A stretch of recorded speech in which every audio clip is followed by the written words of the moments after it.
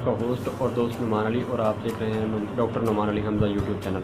दोस्तों, आज की मेरी ये वीडियो उन दोस्तों के लिए है जो इन्वेस्टमेंट ना होने की वजह से, पैसे ना होने की वजह से अपना कारोबार नहीं कर सकते, या जिनके पास हुनर मौजूद है लेकिन वो अपना कारोबार सिर्फ इस वजह से नहीं कर सकते कि उनके पास वसाइल मौजूद नहीं है, या कुछ लोगों के पास हुनर मौजूद होता है, वो बाहर के मुल्कों में चले जाते हैं, वहाँ पर अपने हुनर का इस्तेमाल करते हैं, अच्छा मिल जाता है, उस अच्छी सैलरी उनको मिल जाती है, लेकिन पाकिस्तान में उनको सैलरी अच्छी नहीं मिलती। तो उन लोगों के लिए है कि वो किस तरह से अपना कारोबार कर सकते हैं। दोस्तों, प्राइम मिनिस्टर ऑफ पाकिस्तान ने एक नया प्रोग्राम लॉन्च किया है जिसका नाम है prime ministers youth business loan, यानी कि कारोबार के लिए कर्जाजात फराहम किए जाएंगे यूथ को, नौजवान हजरात को कारोबार के लिए कर्ज़े फराहम किए जाएंगे ताकि वो अपना कारोबार करें और पाकिस्तान से बाहर जाने की बजाय पाकिस्तान में अपना कारोबार बनाएं और पाकिस्तान को फ़ायदा पहुंचाएं। तो दोस्तों, बगैर आपका वक्त ज़ाया किए इस वीडियो की तरफ चलते हैं, लेकिन वीडियो स्टार्ट करने से पहले मेरी आप सबसे गुजारिश है कीजिए मेरे चैनल को और साथ में बने घंटी के निशान को दबा दीजिए ताकि मेरी हर आने वाली नई अपडेट आपको सबसे पहले मिल सके।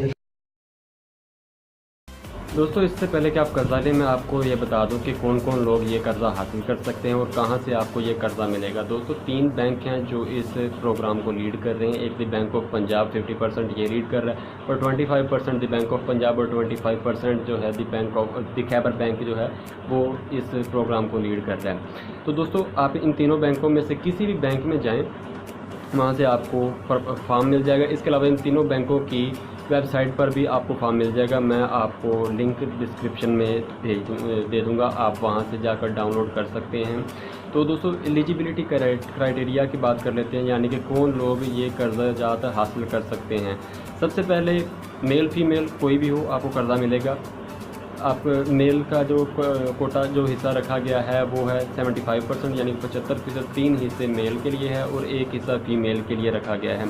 एज आपकी 18 से लेकर 45 साल तक एज होनी चाहिए, और आपको एक गारंटी के लिए एक बंदे का होना ज़रूरी है। आपने एक बंदे की सिर्फ गारंटी देनी है, इसके अलावा किसी किस्म की कोई गारंटी नहीं, कोई जायदाद के आपको पेपर जमा नहीं करवाने पड़ेंगे, कोई चक्कर नहीं है।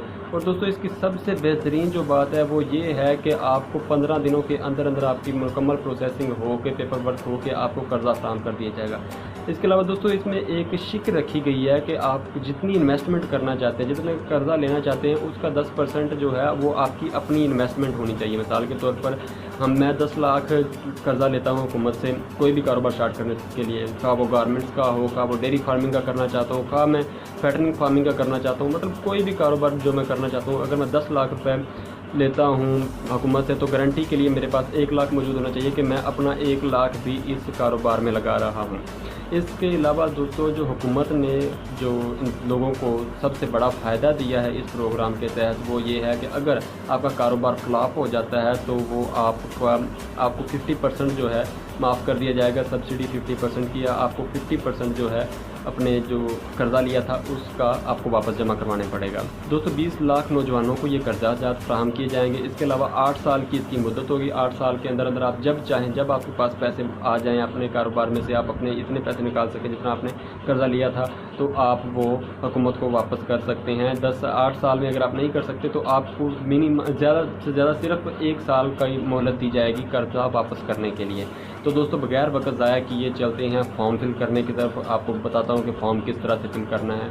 तो दोस्तों, ये है फार्म जिसको हमने फिल करना है। 3 सफ़ों पर ये मुश्तमिल है ये फार्म। आपको जो बैंक मेंशन किए गए हैं उन तीनों बैंकों में से किसी भी बैंक से, आप बैंक की वेबसाइट से भी मिल सकता है और आप बैंक में डायरेक्ट जाकर भी ले सकते हैं। इसकी कोई फ़ीस नहीं है, लेकिन इसकी प्रोसेसिंग फ़ीस है, कर्ज़े के लिए प्रोसेसिंग फ़ीस है वो 100 रुपये है, जो उन्होंने ऊपर मेंशन भी किया हुआ है कि जो रिफंडेबल नहीं है। तो दोस्तों, बगैर वक्त ज़ाया किए हम स्टार्ट करते हैं कि इस फार्म को फिलअप कैसे करना है। तो दोस्तों, यहाँ पर जो मेरा टाइमर चल रहा है, यहाँ पर उन्होंने लिखा है एक हालिया तस्वीर आपकी मौजूद होनी चाहिए। हालिया तस्वीर आपको एक लगानी होगी, फ्रेश फ़ोटो। उसके ऊपर यहाँ पर पहले नंबर पर लिखा है दरख्वास्त गुजार का नाम, आपने अपना नाम लिखना है। इधर साथ में है जेंडर, मेल फीमेल जो आप हैं वो आपने लिखना है। नीचे एप्लीकेंट CNIC, आपने अपना शनाख्ती कार्ड नंबर लिखना है। नीचे तारीख़ पैदाइश है, आपने अपनी तारीख़ पैदाइश लिखनी है। नीचे फादर का नाम या हस्बैंड का नाम, अगर आप मेल हैं तो अपने वालिद साहब का नाम लिखेंगे, और अगर फ़ीमेल हैं और मैरिड हैं तो आप अपने हस्बैंड का नाम लिखेंगे। नीचे हस्बैंड या फादर का CNIC, जैसा कि मैंने आपको बताया, अगर मेल हैं तो फादर का, और अगर फ़ीमेल हैं और मैरिड है तो हस्बैंड का। नीचे रेजिडेंस लिखी है, आपकी जो रहाइश है उसके हिसाब से आपने लिखना है। नीचे उसके है ओन्ड, ज़ाती मलकियत है, ख़ानदानी है, किराएदार है। अगर किराएदार हैं तो माहाना किराया उन्होंने लिखा मेंशन किया है कि आप कितना पे कर रहे हैं। उसके नीचे है दोस्तों मौजूदा पता, आपका जो हालिया पता है जहाँ पर इस वक्त आप रह रहे हैं वो आपने लिखना है, तहसील, ज़िला और अपने शहर का नाम। उसके नीचे है घर का मोबाइल नंबर, घर का जो फ़ोन नंबर होता है वो, उसके साथ आगे है मोबाइल नंबर। नीचे लिखा है मोबाइल सिम दरख्वास्त गुजार के अपने नाम पर रजिस्टर हो है या नहीं है, ये भी आपने इस पर टिक करनी है हाँ या नहीं पे। उसके नीचे ईमेल एड्रेस है। उसके नीचे आपका मुस्तकिल पता, जो आपका अगर कुछ लोगों का मुस्तकिल पता और हालिया पता सेम होता है, अगर आपका अलग अलग है तो आप वो भी मेंशन कर सकते हैं, तो उसका भी नीचे तहसील, ज़िला और शहर है। उसके नीचे दोस्तों है अज़दवाजी हैसियत, आप मैरिड हैं, नॉन मैरिड, अनमैरिड हैं, यहाँ पर आपने उस पर टिक करना है। और नीचे है नंबर ऑफ़ डिपेंडेंट्स, मतलब आपके ज़ेर कफ़ालत कितने अफराद आते हैं। नीचे है एक्सपीरियंस, स्किल्स, एजुकेशन, तजर्बा, हुनर, तालीम आपके पास जो है वो आपने यहाँ पर लिखना है। करंट ऑक्यूपेशन, अगर आप कोई कारोबार कर रहे हैं। नीचे है एम्प्लॉयड, बारोज़गार, मतलब आप कोई नौकरी कर रहे हैं, सेल्फ एम्प्लॉयड, अपना कोई कारोबार कर रहे हैं। बेरोज़गार या आप बेरोज़गार हैं। दोस्तों एक बात मैं बताना भूल गया कि आप अगर अपना कारोबार कर रहे हैं उसको भी मज़ीद बढ़ाने के लिए भी आप कर्ज़ा ले सकते हैं। तो लोन अमाउंट रिक्वेस्टेड, आप जितनी अमाउंट लेना चाहते हैं वो आपने बतानी है। नीचे है दरकार मुद्दत, वो आपने लिखनी है। मुंतखब कारोबार, जो आप कारोबार करना चाहते हैं, मिसाल के तौर पर गारमेंट्स का करना चाहते हैं, कोई चमड़े का करना चाहते हैं, या फिर आप डेयरी फार्मिंग करना चाहते हैं, जानवरों के मतलब कोई काम करना चाहते हैं, फैटनिंग वगैरह का कोई काम करना चाहते हैं, वो आपने मेंशन करना है मुकम्मल तौर पर।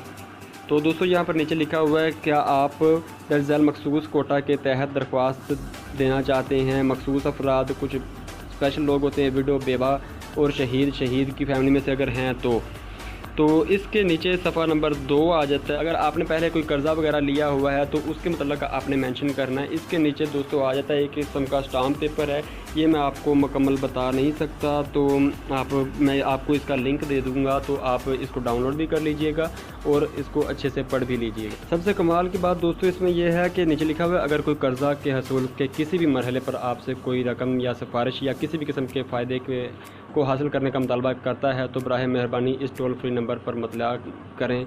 तो उन्होंने अपनी हेल्पलाइन दे दी है, अगर आपको कोई भी मसला आता है तो आप उनकी हेल्पलाइन पर रब्ता करके बता सकते हैं कि हमें कर्ज़ा नहीं मिल रहा या भी जो भी प्रॉब्लम आती है। इसके नीचे जो दोस्तों पेज नंबर 3 स्टार्ट हो जाता है, इसमें हमने सबसे पहले अपनी इन्फॉर्मेशन देनी है, पहले जो खाने हैं हमने, नीचे आ जाता है गारंटर इन्फॉर्मेशन, यहाँ पर जिस बंदे की हमने गारंटी देनी है उसकी इन्फॉर्मेशन देनी है। और तीसरे नंबर पर है जो आपने इन्फॉर्मेशन दी है वो आपने चेक कर लेनी है कि आपने मुकम्मल इन्फॉर्मेशन दे दी है। तो दोस्तों उम्मीद करता हूँ कि आज की ये वीडियो आपको अच्छी लगी होगी और आप इससे भरपूर मुस्तफ़ीद हुए होंगे, और आप इंशाअल्लाह अज़्ज़ा वजल अगर कोई हुनर के हामिल हैं तो आप ज़रूर कोई ना कोई कारोबार करेंगे। तो दोस्तों अपना ख्याल रखिएगा, अपने घर वालों का ख्याल रखिएगा। अल्लाह हाफ़िज़।